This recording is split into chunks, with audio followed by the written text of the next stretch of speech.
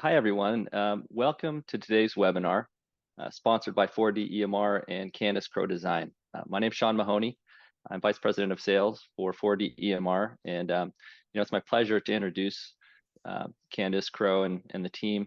The relationship between 4D EMR and Candace Crow Design started at the 2020 Aesthetic Meeting in Miami Beach. From the very start of that relationship, we've learned that we have shared values when it comes to how we approach business and serving our customers. As a natural evolution of that relationship, we felt we could provide value to our shared audiences by putting on a series of webinars about some topics that affect our mutual customers' businesses. Just a brief summary of our last webinar. This was the second in a three-part series, marketing series. The last webinar about Bragbook and 4D integration showed how you can quickly, easily, and professionally build your website before and after gallery. Today's topic is the 2024 marketing dilemma. We've got a 20-minute presentation followed by a Q&A period, so please hold questions till the end. And with that, I'd like to, it's my pleasure to introduce Candace and TK. Thank you, Sean. Thank you, Sean. Hi, I'm Candace Crow, president of Candace Crow Design, and this is TK, my son, who is Finance and Production VP. Welcome, and thank you for attending our webinar. I want to tell you a little bit about our company. I got my first plastic surgery client in 1999 and fell in love with the industry. At that time, I thought a woman's voice would help patients feel more understood. I also love working with smart people, and plastic surgeons are dang smart. And I love working with artistic people. My background's in art. My degree is actually art. We are a family business. All four of my sons have worked here at some time in their life. TK went to his first trade show at age 15 in New York City. Mm-hmm. He's grown up in the company and he's helped the company grow. I am going to have him tell you a little bit about the company himself and what we do. Thank you for that. Hi, I'm TK. I do a little bit of everything here at Team Candace Crow. As Candace said, we've been in business for a long time, and about half of our business is the traditional marketing side: websites, SEO, blogging, email campaigns, social media, pay-per-click campaigns, the kind of bread and butter things that practices do to market themselves. The other part of our business is software. We've built a before and after gallery that helps amplify the reach of your before and after photos while also driving leads. We also built a digital signage solution to display the content we create for external marketing within the practice. Over my years in the company, I like to think we've learned a good bit about what separates good marketing from great marketing. And just to kind of further touch on for everyone that might be filtering in, we will be sending out the link to this video along with the previous webinar a little later today. So today's topic, and I'm sorry, I've already jumbled up the slides. Today's topic is the 2024 marketing dilemma. So a couple of years back, I was on a panel at ASAP's, a meeting in Miami Beach, where ironically we met Robert from 4D. The topic of the panel was, "Our website's dead?" There were a lot of opinions from the experts on the panel, but in general, consensus was they're not dead, but the landscape is changing. Here's how we see the landscape right now. Social versus website problem. Here's what we see. Some physicians heavily invest in social media and don't think they need a big website. They like social, they're popular, they get leads. What else do they need? But the social landscape is always changing too. The algorithms get updated, traffic dies off, a new one pops up, they become pay to play. If you put your focus solely on TikTok, Facebook, or Instagram, how long do you think you can depend on that channel? 3 years, 5 years? When you add the fact that you can easily be deplatformed and censored, even with the best intentions, it really isn't wise to solely focus on your social presence.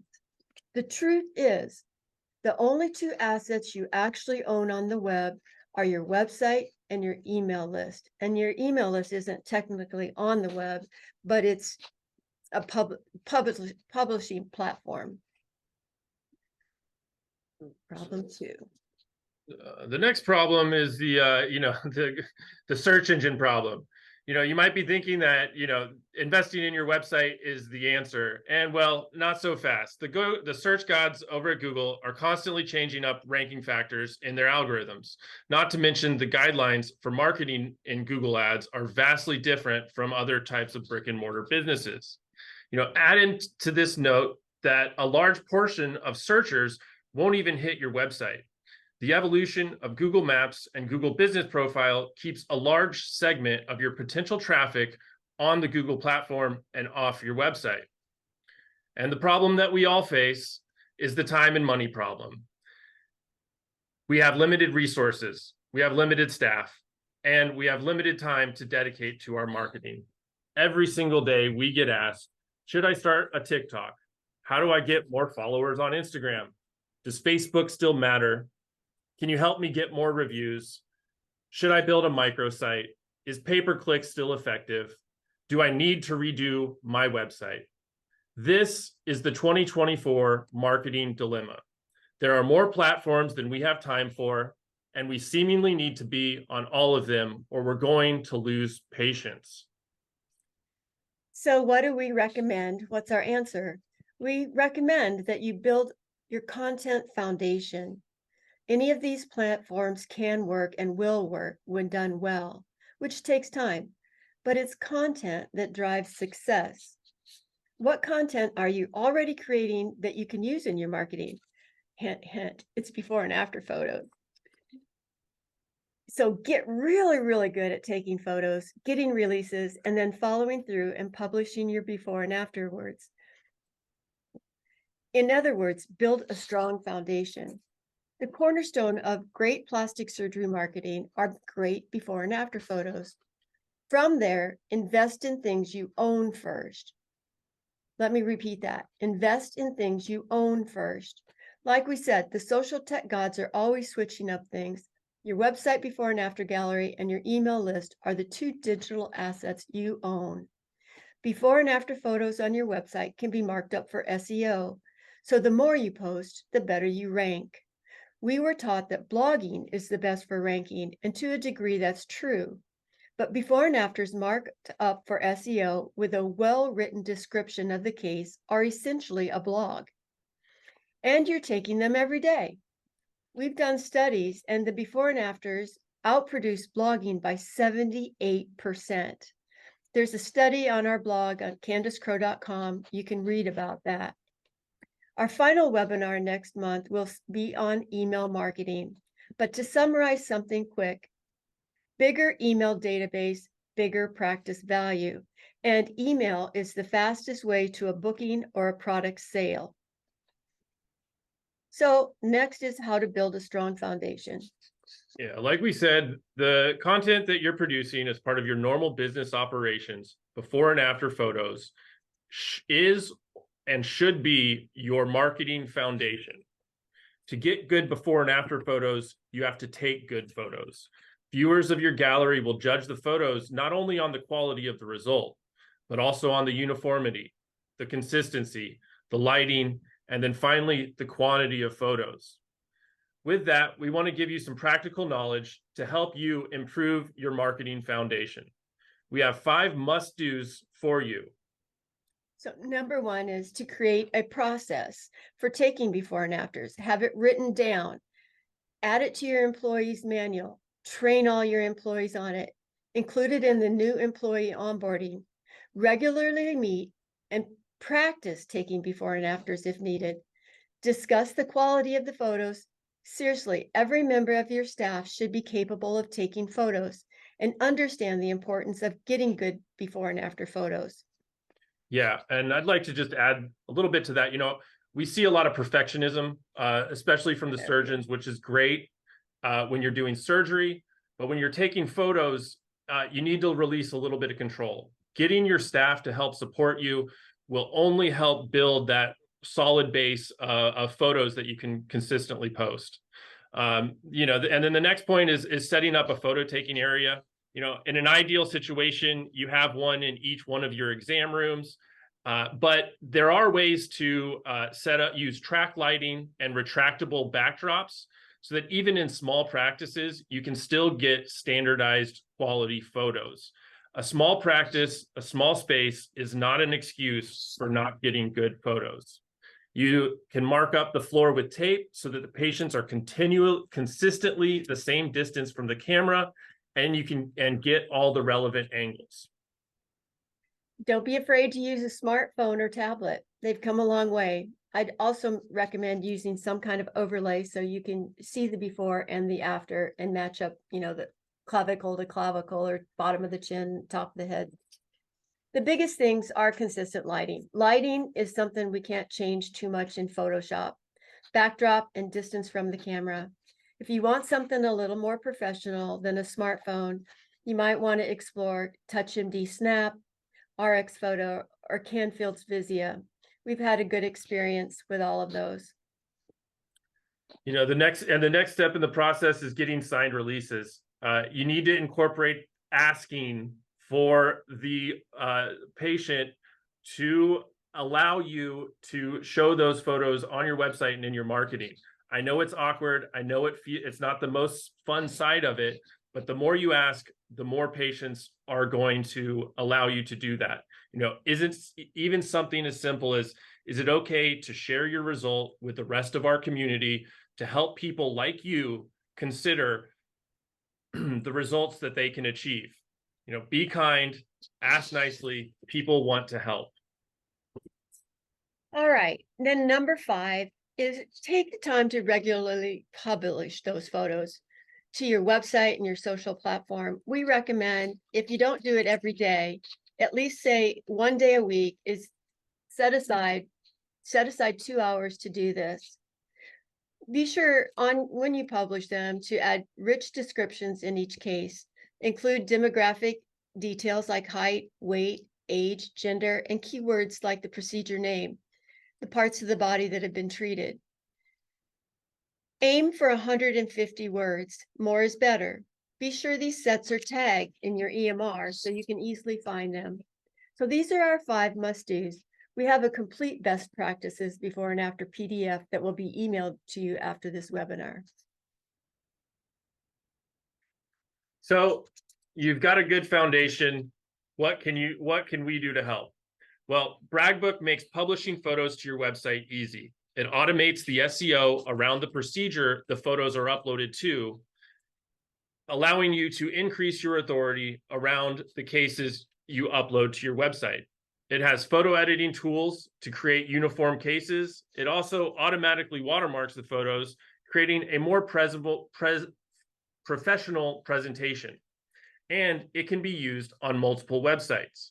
You can incorporate it into your main website so that you build out a robust before and after gallery across all of the procedures that you offer. It can also be incorporated into a landing page for a specific type of procedure. Maybe you have a breast aug landing page and you want to put solely breast augmentation photos on that landing page. You can just select the breast aug photos and publish those to a specific landing page. Likewise with a microsite. You can put BragBook on a microsite and you can have the same photos displayed in a tailored way Like on that carousel or something. With carousels, with sliders, with all of the cool features that you want to see your before and afters do. Perfect. So with that, we do have a special offer for anybody that purchases BragBook or signs up for BragBook. We are including a 1-page website. Here you see a couple examples of what parts of one. You can host it with your main site. It could be the landing page of your before and after gallery. You could put it on GoDaddy on its own and put some Google ads towards it. This is a great solution for anyone just starting out or someone who doesn't want to maintain a big website, or somebody that does want to just add it to their big website and it becomes the landing page for the before and after gallery. Yeah, and part of the reason behind our focus on before and afters is when you look at the content that gets the most engagement, it's before and afters, and it's great on social media. You can be a little bit more relaxed, but you should also have a professional looking gallery with standardized angles so that patients can see how seriously you take your before and afters. Yeah, it kind of like becomes the hub of all your before and afters. They're all gathered in one place. They have more value when they're all gathered in one place than they're all sprinkled out throughout. Like to think of, I've got a lot of change around my house, a lot of money just laying around. If I gather all that money up together, it's going to be worth dollar bills or $100 bills or whatever, instead of just change laying around my house. And that's kind of like your before and afters. If you've only got them on social and they're not compiled into one main gallery that's professionally looking, it's money in the bank that you're losing. Mhm. So in our conclusion, our 2024 recommendations, go ahead. Is invest in yourself, build your marketing foundation through getting really good at taking before and afters, at asking for releases, at doing the small things that add up to big returns. Yeah, I know investing in yourself can be hard because sometimes we just don't recognize that that's the most important thing to invest in, and things that you own, things that aren't going to just disappear in the night. Your before and after are something you own. So get really, really good at taking them and publishing them to your website. Again, write that process out. It will help immensely. Yeah, and everyone in your every employee that you have should understand the importance of before and afters to your business and be capable of taking them. It really just isn't an excuse not to get good before and afters anymore. So I do want to say though that every eye behind the camera lens snapping that isn't as good as the other. So you might want to identify your top before and after takers. You might want to reward them, and then discourage the ones that aren't too good at it. I see doorknobs in the back of some of the before and afters, or we get the neck cut off when the neck is on the other one and they had a neck lift. Like how are we supposed to help with that? We can't really Photoshop a neck in. So anyway, get really good at taking them. Mhm. Okay, TK. So just a little note before we open it up to Q&A, our final webinar will be all about email. So stay tuned to that. It is November 9th, the same time. And we look forward to seeing you there. We'll go over kind of aspects of growing a solid list, all the various subject line preview text, what kind of call to actions to use, and all the fun stuff. So just a side note on that too. They're starting to include the size of your email list and the success of that in the value of your practice. If somebody were to buy your practice, that is included in the valuation of your practice. Because it is something you own, and it's something that the new person can market to easily. So Christy wasn't able to attend today. She's not feeling well, but we are opening up to Q&A now. TK is going to be turning on audio for all of you. So if you have any question, or I don't know what. Yeah, actually, if you would put your questions in the chat, we do have some ready to go to get it started. Sorry.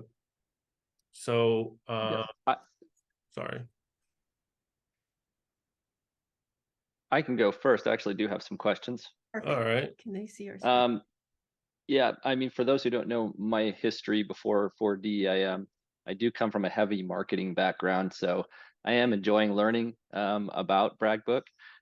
Every time I talk to Candace and her team, I learn a little bit more, so that's fun for me. I am curious about a couple of things. One is, what's one of the biggest obstacles for a practice trying to improve their before and after process? You want me to take that? Yeah, go ahead. Okay. Well, I see a lot of perfectionism, and wanting to hold on to control, I totally understand it. But most practices are made up of a team of employees that are there to support the surgeon. And that's where I think, regularly meeting and discussing the before and afters, training the staff on the process, taking a look at, practicing taking before and afters can really kind of take that load off of the surgeon and help the practice do a better job at capturing before and after photos. Perfectionism, even when it comes to like lighting and things like that, it's a process that you improve over time. I mean, just get started. It's kind of, that's like the simple advice that everyone gives, but it's rings so true. So I also see the flip side of that, where they're just so bad you can't even use them. I see Hannah's on, and Hannah has, I don't know if we can open up the audio for her, but Hannah came up with a really good solution for their practice. We can't open up the audio to her. Maybe she can suggest that. But anyway, she bought, she used a Cricut and made the floor mats, so didn't have a whole lot of expense there. And then she got a really good lighting system that's portable, that can go into each room. And I tell you what, we'll write a little summary about how Hannah did it, because she is doing really good at taking good before and after photos. Great. All right, any other questions? All right. I have some, but I'm going to wait just a minute. Okay. Yeah, please put your questions in the chat if you have any. We'd love to, share more of our knowledge about before and afters, about, even if it's something kind of. And what are your thoughts of the one-page website? What, that one-page website can be added to pretty easily. You could add about the doctor, you could add a page for menu of services, but really just, it means like keeping the website under 10 pages. You could add a blog to it. Your before and after gallery, if you have 100 pictures in there, it's going to add 100 pages. So I'd much rather you spend time having a 100-page website built with relevant content that viewers want to read. We've Bragbook comes with a lead generation, and it's called the My Favorites. And we've seen the ROI on that be like 1,900 to 1 and 8,000 to 1 on another practice that uses it another way. So the ROI on your before and afters is your highest ROI you're going to get. So it's worth spending time on your before and afters. You own them. So Candace, on the before and after shots, so you've got the SEO data built in to the back end of those images. Am I able to track analytics against those like I would with any other link or post? Absolutely. Yeah. TK, you want to? Yeah, I mean, we can see how many times most popular sets, how much traffic the gallery is getting, how many conversions from the gallery, all the standard data that you would expect with a website or a web page is included with Bragbook. Awesome. Yeah. And, That's great. just to kind of, I guess, talk about analytics a little bit, all the websites we see, the before and after gallery is the, number 1 or number 2 page across the board. Yeah. And the other one would mostly likely be about the doctor. About the doctor. And then menu of services. Yeah. Okay. Yeah, thanks. You're welcome. Well, if we don't have any other questions, we can close we can wrap it up. We can wrap it up. Yeah. Last minute questions. All right. We really thank you all for attending, and we love your feedback. Bragbook was built on feedback. 10 years ago, we started it, and consistently we get good feedback from you all of, add a sort feature, add an undo for censor, just little tiny things to make your day easier. Add a check before publishing, like maybe you have an admin that adds the before and afters, and then they don't get published right away. The physician would come in then and review them and then hit publish. So all those recommendations have come from you. So don't ever be afraid of telling us how to do our job better. We really want to do a better job. Yep. Alright. Just thank you again, and thanks to Sean to help putting this on, and we look forward to seeing everyone again in a month. Absolutely. And if you haven't checked out 4D EMR, please book a demo with Sean. It's a beautifully written, coded, Yeah. and, program. one It's- thing about 4D is they do take before and after seriously, like we do. Absolutely. And when you want to send it to Bragbook, the permission, the release is right there with the before and after set. So you don't have to go hunting it down. There you go. That's my pitch Yeah. for 4D. Thanks, you guys. And I wanted to thank you both for putting this on. This is great. All right. Awesome. Thank Thanks, you. Sean. All right. Thanks, Bye-bye. everyone. Thank you.